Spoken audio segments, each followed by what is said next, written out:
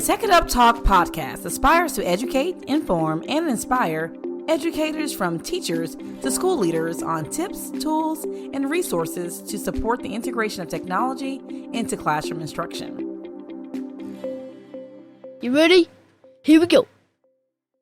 You're listening to Tech It Up Talk with Dr. Mac, your host with the most passion for supporting educators from teachers to school leaders with the integration of technology into instruction.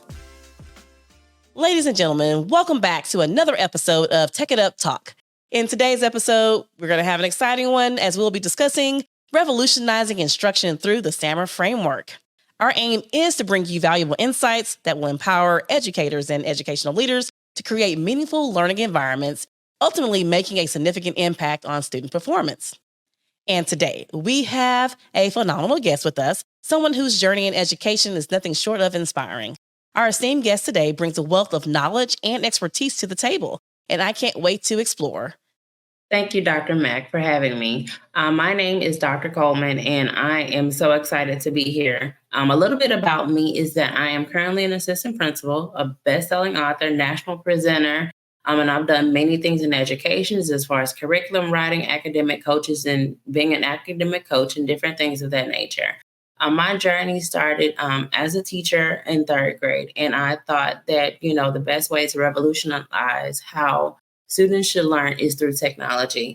And so I taught that to my students because they were having a hard time understanding concepts and skills and different things of that nature with the curriculum that we had. So I brought little things in to help support them in that manner. And I took that as a stance to be able to do something different in the classroom, such as giving them ownership within the classroom, learning how to teach them, as well as push myself as an educator and doing research within the work that we were doing and using Promethean boards in the classrooms, learning having to use flexible seating, creating presentations and different things of that nature of student ownership within the classroom. And all of this revolution helped me understand the framework that we were using, which came from SAMR. All right. Well, your dedication is definitely evident. And so as you've already shared, the goal of our episode today is really to discuss revolutionizing instruction with SAMR. And so your knowledge and expertise can definitely help support our educators and our educational leaders with creating those meaningful learning environments.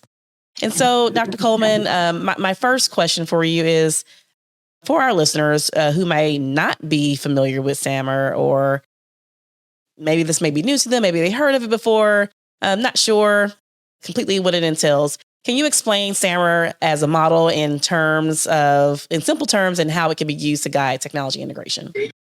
Absolutely. SAMR is a framework that was created by Dr. Puntendera, and basically it's used to support a systematic method incorporating technology. And basically that just means, how can the teacher figure out how to use that framework within their classroom of where they stand? So the model can be used based on the overall aspect in regards to what assignment that the teacher wants to use in the classroom. It doesn't always have to be in every lesson. It doesn't have to be in every component of the classroom. And so basically just giving the general aspect of what you're doing.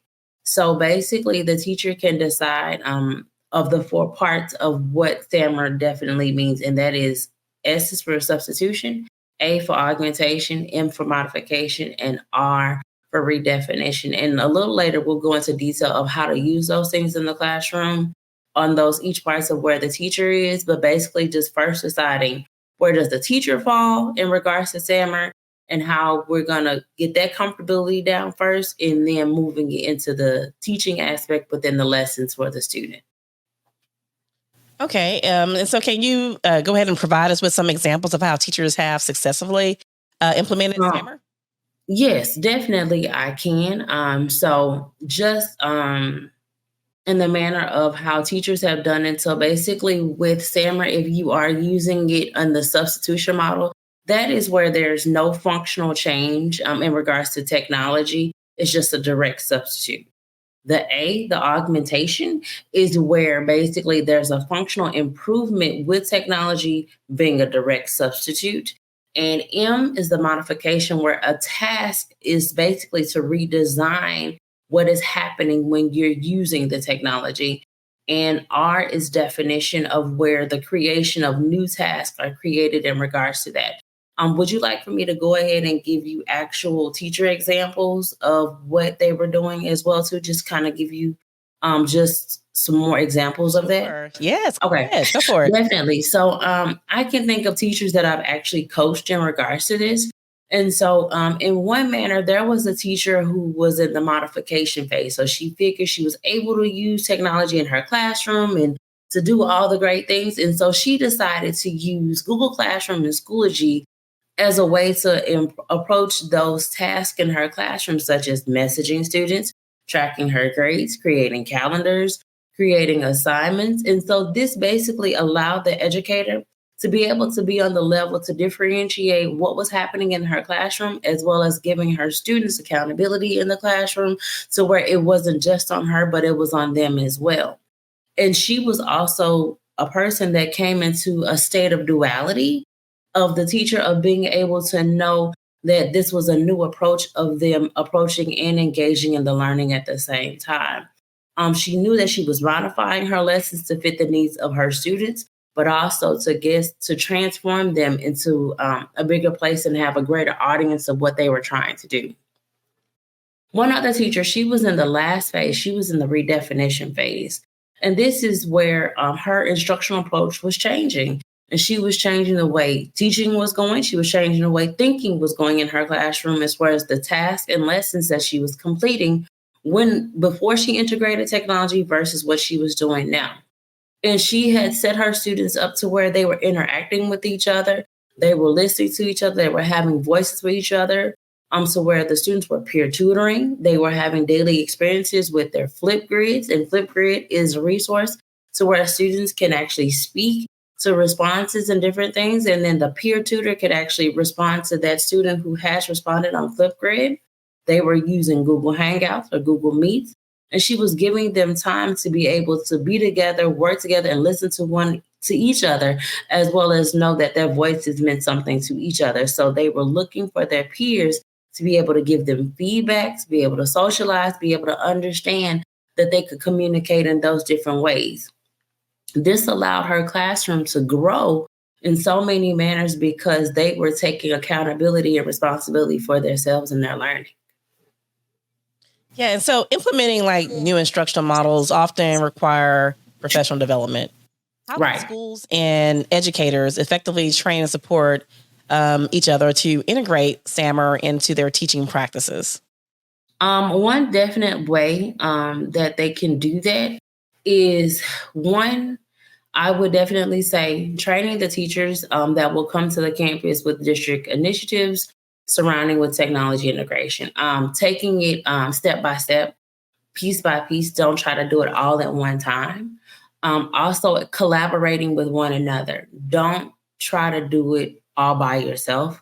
You must collaborate with each other. You must have voices. You must have thought partners in regards to this, because you don't want someone to get lost in the shuffle of trying to integrate something and not really knowing how to integrate it. But I will say this about the SAMR model and framework. There is not one specific way that you have to do it. Say, okay, it must be done this way, or you must start at the substitution, or you must start at redefinition. That also, like I said, it depends on where the teacher is, where the lesson is that the teacher is implementing, and where your students are. So you have to look at all of those things to decide what part of the SAMR model you're going to use when you are implementing this framework based on what you're trying to do and what you're trying to accomplish. Okay, thank you. Now, how does the SAMR model impact student engagement and motivation in the learning process? So how does that impact? So the model impacts the student engagements through being through challenging the students in the manner of being intentional, having intentional interactions with their faculty, with their peers. And you also see that the students have a motivation to learn because of the simple fact that they have the options to be able to know that they're taking the content that they're learning and they're using it with a balance of technology within it. And so if the students are able to see that the work that they're doing is valuable and it's important to the teacher and it's important to themselves, it gives them that ability to know that this is mine. I'm proud of it. I want to show it off. I want to show what I'm explaining. So that's where that intentional interaction comes in with the student motivation. All right, excellent.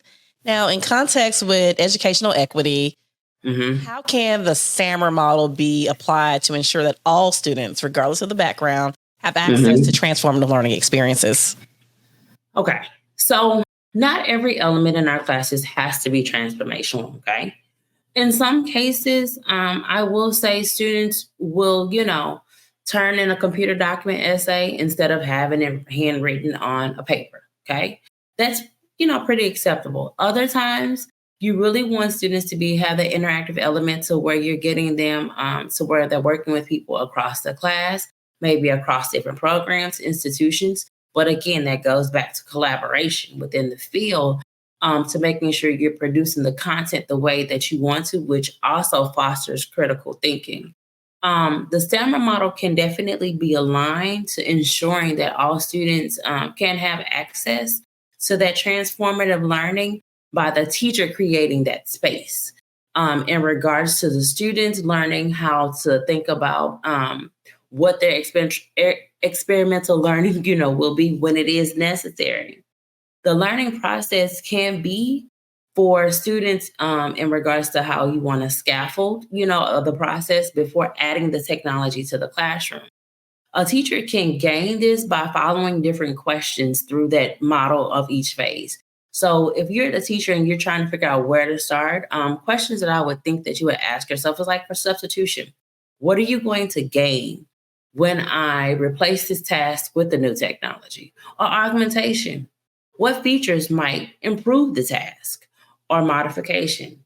Am I significantly changing what the task is? Or redefinition. Am I in the position where the original task has been transformed into something completely new? So those are questions that I would definitely ask as myself as the teacher or educator when I'm thinking about implementing the technology into the classroom or into a lesson to my student. Okay.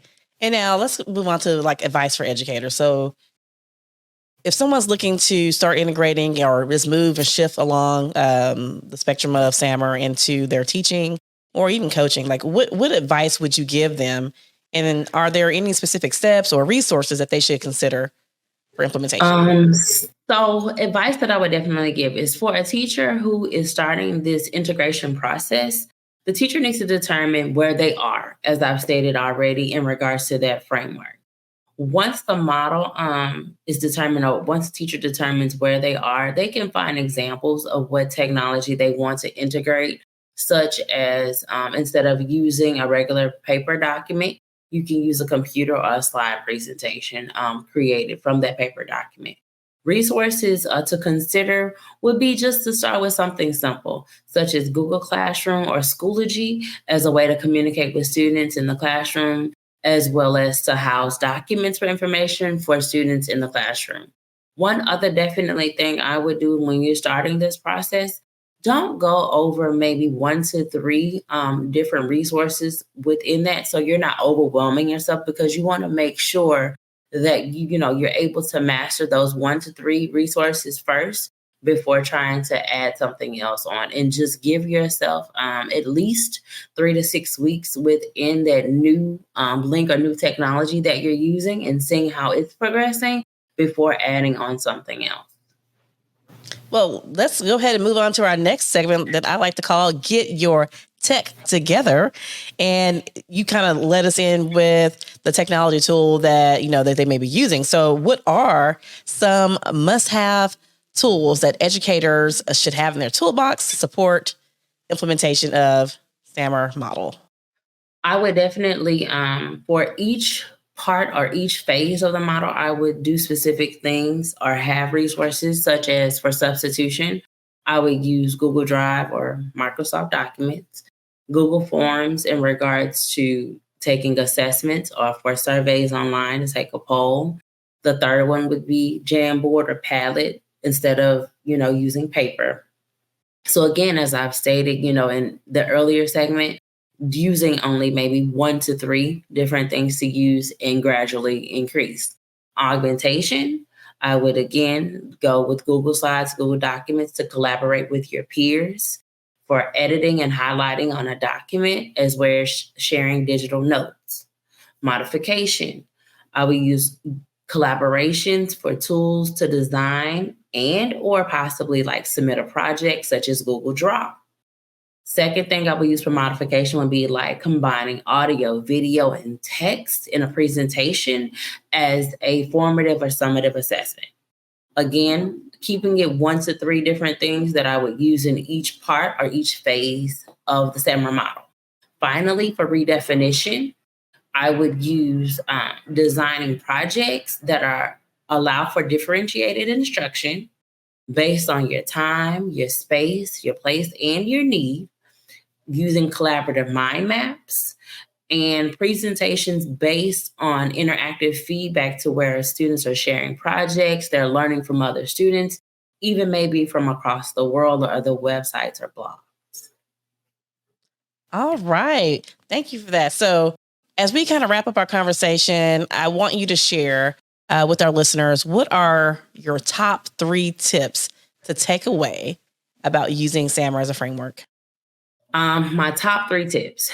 Now, if you are just going to take anything away, these are the 3 things that I will use, and I'll kind of elaborate on them as I go. Number 1, use the SAMR framework as a guide. Think of this framework as a technology tool that you can use. Find the right tool and use it for your lesson that you plan to teach. Determine if the technology will enhance or transform the learning process. If it does, then use it in the lesson. If not, then go with your traditional approach. Number 2, collaborate with others. Collaborating with your peers within the same and different content areas to broaden your scope of thinking. Creating lessons across various contents, which allow students to create spaces and platforms to show their thinking. And number 3, opportunities for transformation. Find opportunities to use technologies that expose your students to local and global interactions to showcase their learning. This will help build their cultural understanding of others, how to use technology etiquette, and build literacy skills. So thank you again so much for joining us, Dr. Coleman. Can you just share with our listeners how they can connect with you and be a part of your learning network? Yes, ma'am. You can definitely connect with me through my email address, aftoncoleman1@gmail.com, LinkedIn at Dr. Affton Coleman, Twitter at Dr._AftonC, Instagram at Dr. Affton Coleman, and Facebook at Dr. Affton Coleman. And that wraps up another enlightening episode of Tech It Up Talk. A big thank you to our incredible guest, Dr. Affton Coleman, for sharing her invaluable insights on revolutionizing instruction through SAMR framework. We hope you, our listeners, had a fantastic time, have gained fresh perspectives and actionable ideas to enhance your instructional practices. But before we go, remember to connect with us to stay updated on all things Tech It Up Talk. Follow us on all of your favorite social media platforms at Tech It Up Talk. Whether it's X, Facebook, Instagram, or LinkedIn, we want to hear from you. Share your thoughts, ideas, and suggestions for future episodes. Also, be sure to get a copy of our book, Get Your Tech Together, available on Amazon. And don't forget to subscribe, rate, and leave a review if you enjoyed today's episode. Your feedback means the world to me. And until next time, keep it innovating, keep learning, and keep teching it up.